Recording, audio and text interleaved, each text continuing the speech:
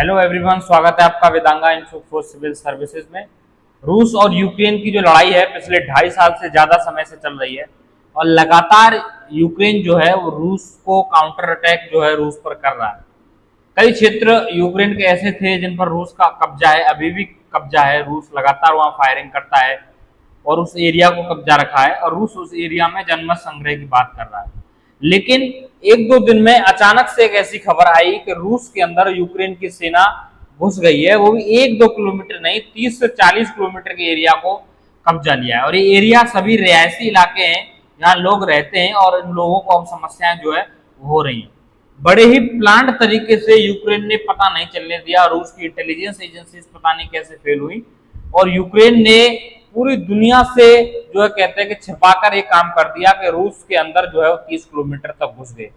ठीक है, देखिए ये आर्टिकल्स छपे हैं, कई न्यूज़पेपर्स में छपे हैं, एनडीटीवी इंडिया के अंदर भी इसमें आर्टिकल छपा है कि 30 किलोमीटर अंदर तक।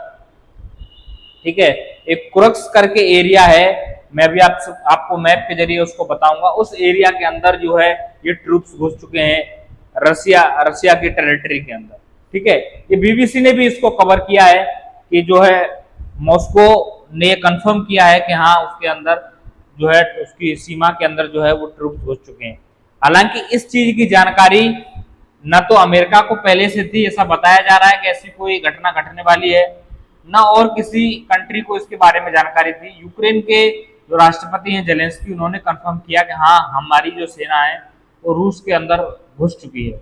पूरी दुनिया को इस मामले में पता नहीं था और एक साथ जैसे ही पता लगा सब लोग एक तरीके से अचंभित हो गए कि यूक्रेन ने ये कैसे कर दिया, क्योंकि यूक्रेन युद्ध में पिछड़ रहा था, छोटा देश था, लेकिन हाँ उसके पास हथियार जरूर थे, अमेरिका के थे, यूरोप आपका पूरा उसके साथ जो है वो लड़ रहा है। तो बड़े हथियारों के साथ जो है यूक्रेन लड़ रहा था, लेकिन सैनिकों की कमी तो हर देश के पास होती है, तो वह यूक्रेन में भी थी। यूक्रेन में भी जबरदस्ती नौजवानों को सेना में शामिल किया जा रहा था और ऐसी परिस्थिति में रूस जैसी ताकतवर सेना का सामना करके उसके क्षेत्र में घुस जाना, ये एक बड़ी उपलब्धि हो सकती है किसी भी देश के लिए। देखिए ये जो सीमा है ये पूरी यूक्रेन की सीमा है और ये जो क्षेत्र है जो लाल कलर का आपका दिखाई दे रहा है ये रूस का एक कोक्स का क्षेत्र है।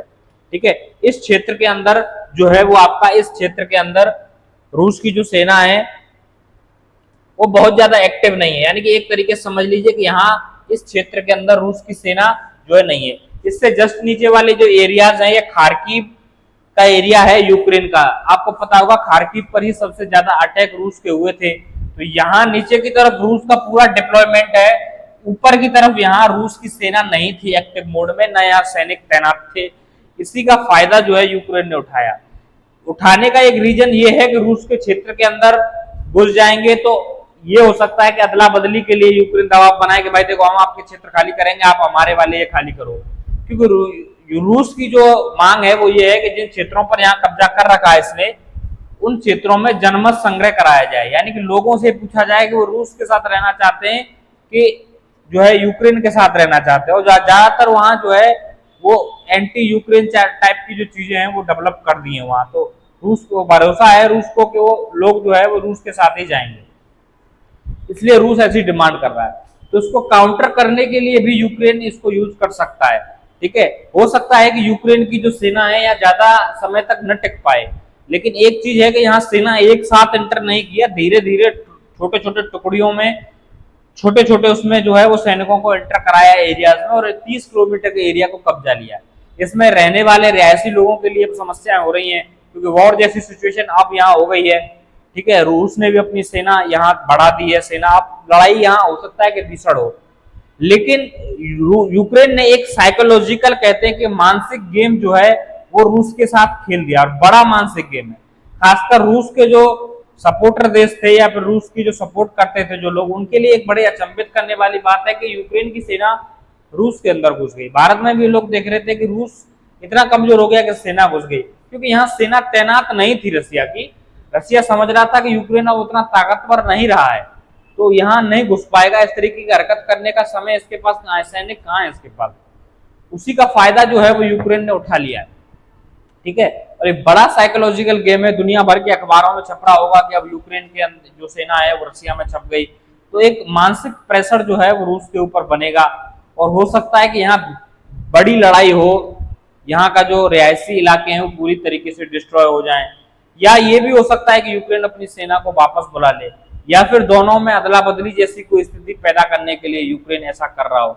अभी तो इस स्थिति के बारे में पता नहीं है, लेकिन ये काफी कहें तो एक बुरी खबर है रशिया के लिए कि इतना सब कुछ हो गया, 30 किलोमीटर तक सेना पहुंच गई और एक दिन में नहीं पहुंची है, इसको कई दिनों से मतलब 15 से 20 दिन कम से कम लगे होंगे इतना उसमें अंदर जाने में। और रूस की इंटेलिजेंस एजेंसी उसको पता ही नहीं चल पाया कि हमारे देश की सीमा के अंदर क्या हो रहा है। तो एक बड़ा फेलियर जो है वो रूस के लिए है। माना जा रहा है कि पुतिन इस बात से काफी शॉक्ड थे और उन्होंने तुरंत जो है जो मॉस्को के आसपास जो सेना की तैनाती ज्यादा थी सुरक्षा के दृष्टिकोण से, उसको रिमूव करके जो है वो इस एरियाज में भेजा है कि जाइए आप इस एरिया को खाली कराइए। तो एक बड़ा लड़ाई का खतरा यहाँ है, और ये लड़ाई का खतरा ज्यादा इसलिए हो गया क्योंकि हो सकता है कि यहाँ कोई परमाणु युद्ध जैसी सिचुएशन जो है वो पैदा हो जाए, क्योंकि रूस के लिए बड़ा एक कहे तो झटका है एक तरीके से, जिसको रूस सहन नहीं कर पा रहा है कि ये कैसे पॉसिबल हो गया। रूस की इज्जत पर एक तरीके से कहें तो तमाचा सा जड़ दिया है यूक्रेन ने कि उसकी सीमाओं में एंटर करके, और उसकी इंटेलिजेंस एजेंसी को पता ही नहीं चल पाया कि क्या हो रहा है। ठीक है, तो आने वाले समय में बड़ा चुनौतीपूर्ण रहेगा ये एरिया जो है रूस और यूक्रेन के लिए। और यूक्रेन अब कहें तो साइकिल मानसिक तौर पर दबाव जो है वो रसिया के ऊपर बना चुका है, वो दिखाना चाहता है कि हम अभी कमजोर नहीं हुए, हम ताकतवर है। 2.5 साल से ज्यादा समय हो गया इस लड़ाई को, प्रयास काफी लोग जो है प्रयास कर रहे हैं कि ये लड़ाई खत्म हो, और इसी सिलसिले में हो सकता है कि हमारे प्रधानमंत्री नरेंद्र मोदी जी जो है वो अगले महीने जो है वो यूक्रेन के दौरे पर जाएं। ठीक है, तो ये थी खबर जो काफी चर्चा में है इस समय ये, और बाकी देखेंगे क्या होगा इस पर आने वाले समय में, क्या एक्शन होगा, क्या लड़ाई लंबी चढ़ेगी या फिर यहीं पर ये मामला समाप्त हो जाएगा, यूक्रेन अपनी सेना को इसमें से वापस बुला लेगा। ये तो आने वाला समय ही बताएगा, आज 4 से 5 दिन में ये सब चीजें क्लियर हो जाएंगी। अगर कुछ नया अपडेट इस सिलसिले में आता है तो आपको हम जरूर बताएंगे। बाकी मुलाकात होगी अगले वीडियो में, तब तक के लिए नमस्कार।